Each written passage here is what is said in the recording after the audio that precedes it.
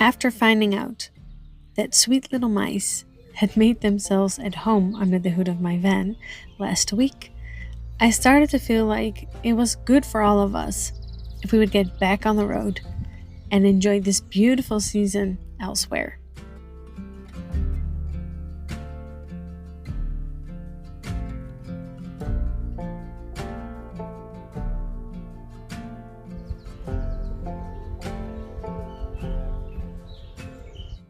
Good morning. So lately, I've been experiencing a wide range of emotions because it's clear that it's good for all of us if we're going to take a little trip and explore the open road. But I've gotten so comfortable here.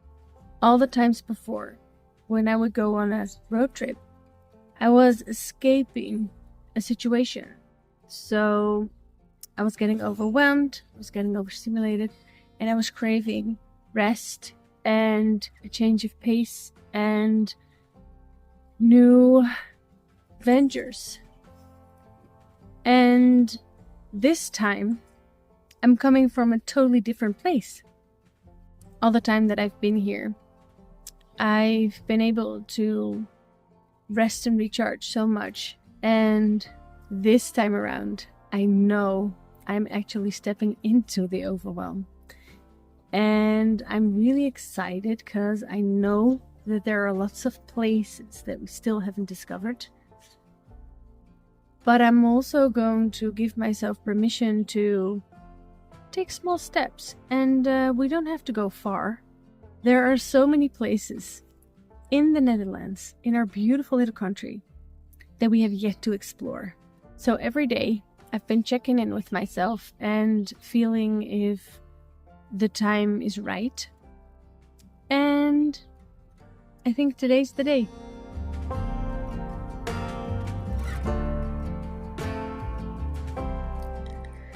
These moments of transitioning into getting back on the road are where my inner worlds clash. There's a side of me that just wants to get in the van and drive off, always ready for adventures, no plan, no preparations, just driving into the unknown and see what magic will unfold. But at the same time, there is another side in me that wants to do the preparations and map out a route and find places to stay. And these moments are always really interesting to experience. It's so fascinating to me how two absolutely contradicting types of neurodivergence live together inside of me, and somehow I managed to find a middle ground.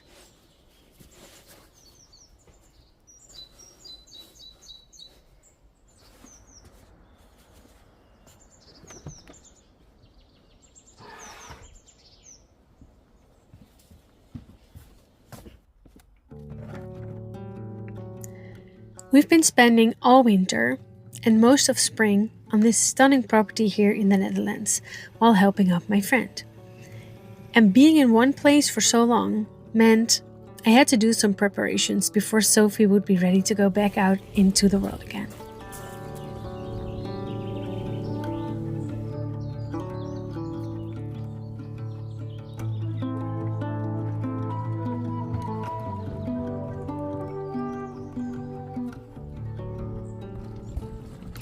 There are some areas in the van that get really greasy and grimy and could use a big scrub every now and then.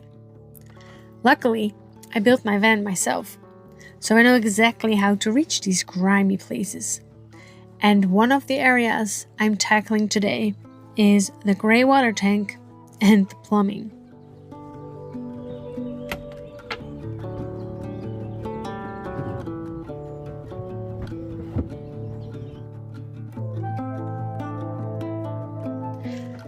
It took me about 2 years of full-time van life until I discovered that this part actually needs a good scrub sometimes. And since then, it's not my favorite thing to do, but it really is satisfying.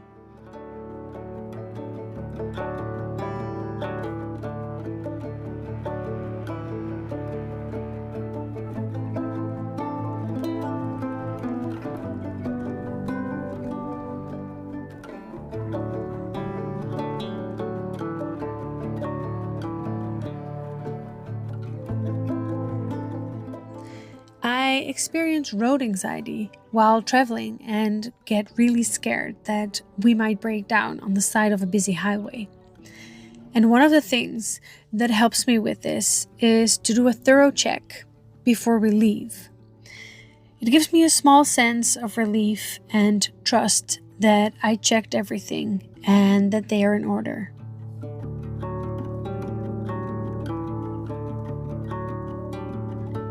I was also worried that little pieces of acorn that mice had left under the hood might get sucked somewhere in the engine and cause harm, so I decided to vacuum it all out.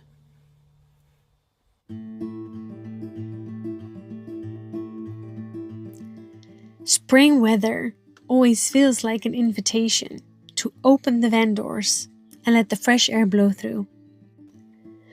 The Dutch winters get really humid here, and every winter when I stay here in the Netherlands, I struggle with so much condensation on my back windows, and this winter was no exception. I even discovered mold back there, and in an attempt to tackle the issue, I had taken the back panel out. And this moment feels like the right time to put it back in its place.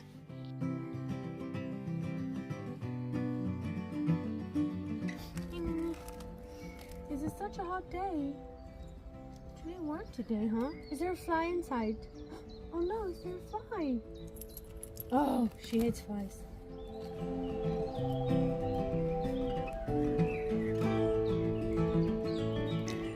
It's so interesting to me that so many things have been broken or temporarily fixed for a while. And now that I plan to move places again, I suddenly feel like I need to get it all ready again. And I love this surge of energy and wanting to tidy everything up. It feels like putting her all back together again.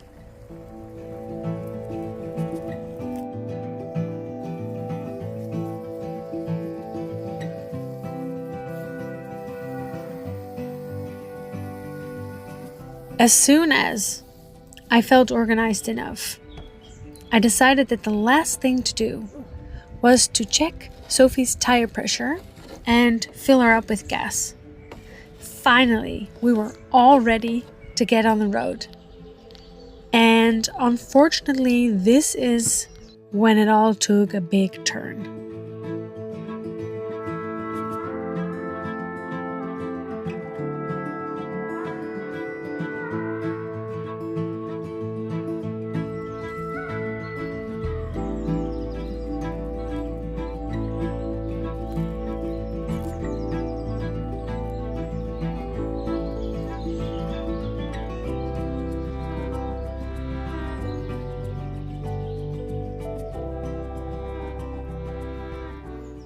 Good morning. It's the very next day, and yesterday a series of events happened at the end of the day, which is making me question things, because I thought Sophie was telling me she wants to go back on the road, and I thought we were ready, but now I'm not sure. When I was filming cleaning the solar panels, I dropped my tripod thingy with the camera in it. Luckily my camera is fine. I think so, I hope so. But this thing broke, which is the thing that holds the camera in there. And I don't have a spare one. But that thing also goes onto my bigger tripod, which I use all the time. So that meant that I would have no way of holding the camera up as I would be traveling and taking you all along. So that was going to be an issue. So I went to the store, tried to find it anywhere, couldn't find this part or anything like this anywhere. So then I could order it, and hopefully it's going to come in the mail today. Okay, well, that's the thing, you know. I handled it. I thought, okay, we'll just stay here another night. But then I thought, oh, I'll check the tire pressure and I'll fill her up with gas. So I drove a little bit further, filled her up with gas, did the tire pressure, everything's fine. And then I started her up, and she has an orange engine light blinking, and she is in emergency loop. Now, I've had this issue when we went to Sweden for a different thing that happened, and I drove all the way to Sweden with my emergency loop on, which is really scary. because that means she doesn't have full power. So yesterday I drove for about 30 kilometers everywhere in the neighborhood because that's relatively safe, close by, and kept turning her off and on. Sometimes I would have these messages in the dashboard, sometimes not. And eventually I just went back to the property here because this is a safe place where we can stay and figure this out.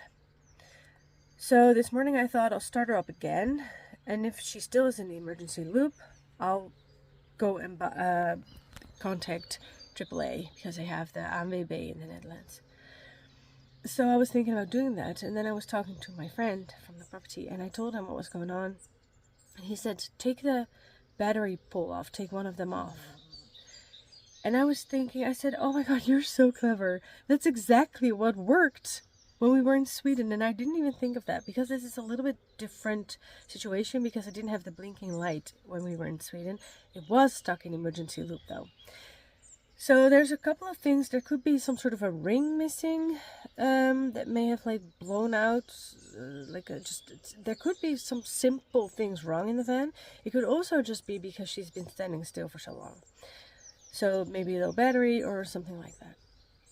So we're about to start the van again and move her a little bit back, see if the light is still on, and if the light is not on, I think we'll just go drive around. If the light is still blinking, we'll take off the pole, I'll go walk the dogs, and then we'll see in half an hour if it's gonna be okay.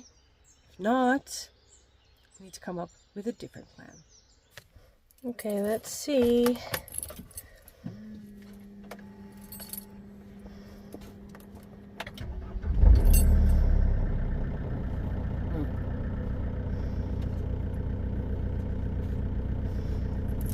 Okay, so it's still here, but now it's no longer blinking.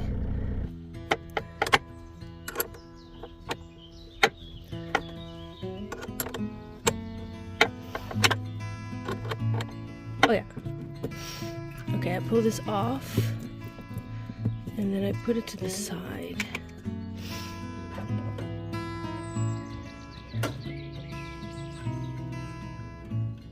An interesting thing about being a solo female van lifer is that there are a lot of things that I'm scared of in this world, and a lot of skills I have not yet acquired. And this means that in situations like these, I try and figure out what is going on with my dad on standby that I can call for questions. And I love how the internet is full of blogs and videos of people talking about these issues and their experiences. And this helps me on my way to find something that could work for us too. And I'm very grateful that I somehow find myself on a property again, where there's lots of room to work on my van, there are tools available that I might need, and I don't need to rush or hurry. It's really nice to be able to take some time and try and figure this out.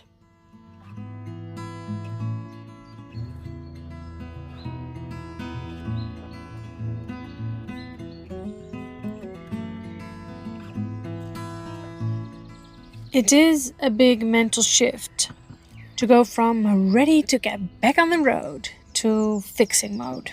But that's the way these things go sometimes. And for me, it works best to accept the situation and try and figure this out one step at a time.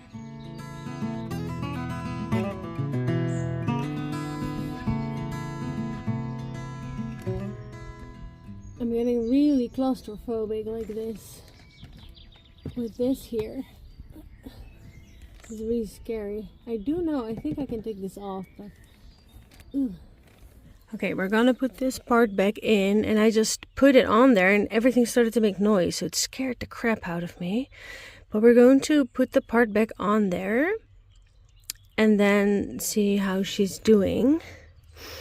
I saw somebody say to make sure that this one, what was that? That it has wiggle room, because you need to push it as further way down as possible because it's tapered and you need it to be like super far down. I don't like that it's making noise. Oh, I don't like it. Oh, it's sparking. How can it be sparking? Okay, so what is happening is that I get scared. I'm like touching the pole. I need to put it back on, but I get so scared because it's like there's like sparks coming, so I don't want to touch it. And also because I need to go under the other one, it's a little bit difficult to. I need to like bend it and then put it on, but I just need to like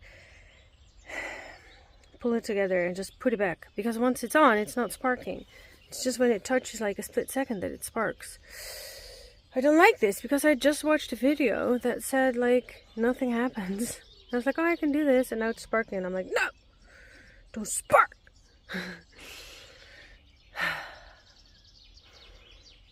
Oh, okay, so stressed out. I'm so stressed out. I was planning on going on a nice trip. Turns into so much stress again.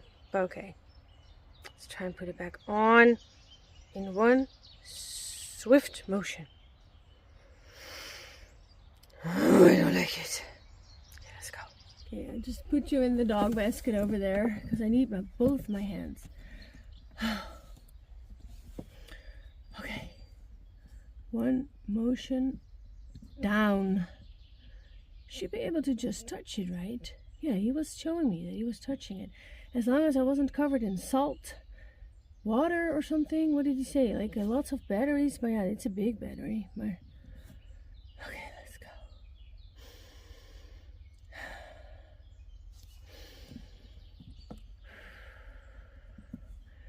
Okay, 1, 2, 3. Oh, it's like ripping a freaking band-aid.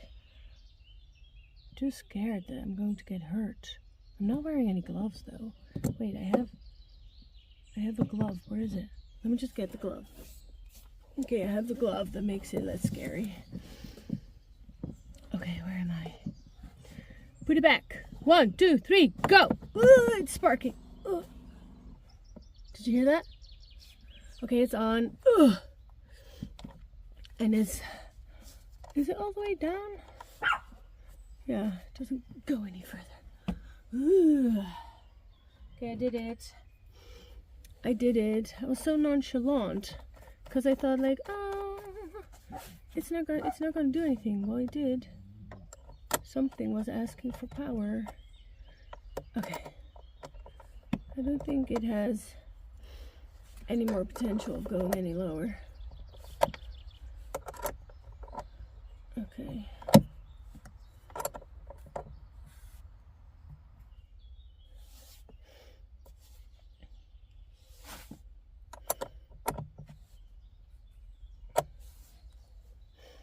Is it on? Yeah, that's not moving. Okay. Ooh. Ooh. That scared the shit out of me. Okay, I changed outfits because I need to do all these mechanic-y stuff, but I'm so happy because the part thingy arrived. What's that? The part arrived, so I can finally put you guys on the tripod again. Oh, I'm so happy that you can stand here again. Yesterday I was so upset that it broke the part. Anyway, it's fixed now. My dear friend Guus, he has everything. He has this device. So I'm going to charge my battery so that if anything was happening because of low battery issues, the battery will be full. So storm clouds are rolling in, and they call that code yellow. They say that there can be hailstones up to 2 centimeters and 70 kilometers an hour winds. There's mosquitoes inside and stuff. So I'm going to move the van over there. So I'm going to start it now. I did so many things. Let's see if any of these things helped.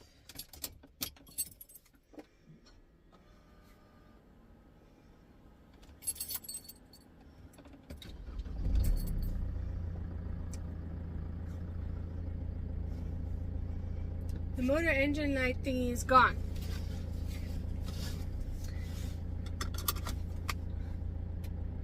I don't know what helped. something helped. And I'm going to charge the battery some more when I'm parked somewhere else. Let's move her over there.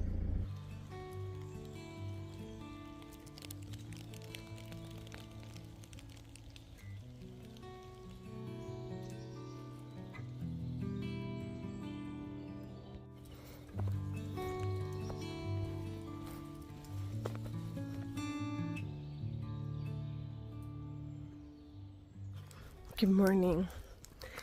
So we haven't had any rain for a long time, and the rain has finally come. Last night it was raining all night, and it was so cozy in the van, hearing the tapping on the roof and everything. And we are just waking up in the woods, and I love how everything is instantly smelling different. Everything looks different because branches are hanging over more, and it's just so stunning, and I'm so happy for nature that the rain has finally arrived. So after all the effort I've put in the van for the last couple of days, today is a Sunday morning and we are going for a test drive to see if all issues are cleared up and to see if we'll be able to take her on a trip again. I'm really hoping that she's better now. I did get really tired of doing all the troubleshooting and fixing everything, so I might spend a couple of more days here to recover from that.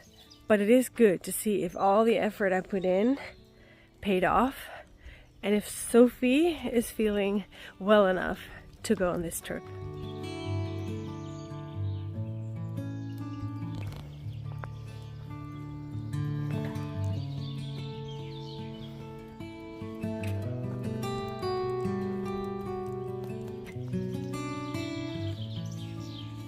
Let's see. Okay. What's that?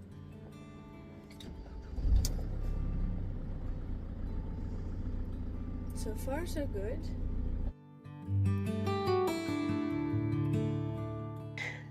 Living full-time in my van makes it difficult to bring her into the repair shop every time there's something wrong.